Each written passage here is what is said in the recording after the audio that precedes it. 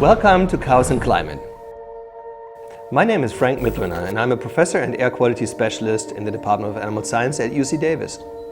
So a question that I get very often is, can we eat our way out of climate change? In other words, does what we eat matter when it comes to greenhouse gases, when it comes to overall climate impacts? And the answer is, it matters, but to a much lesser extent than, let's say, policy decisions and large changes that are needed in society in order to really make us come down in our overall carbon emissions. For example, whether you individually change your light bulbs at home, it matters, but to a much lesser extent. But whether your community or your county or your state uses one form of energy over another has a large impact. It is these large-scale changes that really drive climate emissions. There's no doubt that all of us can do more to reduce climate pollutants. And that includes the livestock sector. The dairy sector, for example, and I just look here at California, has had drastic improvements in performance and reductions in emissions over the last few decades. They have further pledged 40% reductions of greenhouse gases to be achieved within the next decade. Now you show me any other sector in society that can live up to a 40% reduction pledge. In my opinion, personal action will have very little impact on climate emissions.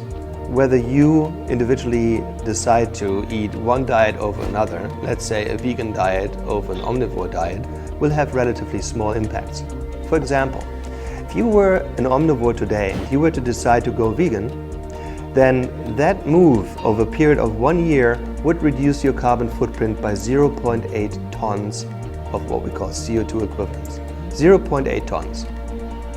One flight from the US to Europe generates 1.6 tons of CO2 equivalents, or twice as much as your change from being an omnivore to a vegan.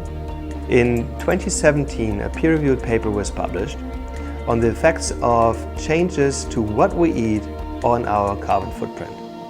What this paper showed was that if all Americans were to go the Meatless Monday route, for example, we would reduce the carbon footprint of the US by 0.3%. Not nothing, something, but I think everybody would agree that number is not very high. All Americans going vegan, meaning no animal source foods whatsoever, would reduce the carbon footprint of the United States by 2.6%. But that would come at a price, because if we were to produce only vegan food, we would not be able to satisfy the nutritional needs of the people in our country. A price I'm not willing to pay. In my opinion, in the United States and other developed countries, there's no question where our focus should be to reduce our carbon footprint. It is the use of fossil fuel responsible for 80% of our overall carbon footprint. What we eat has an impact, but it is minuscule compared to those other effects.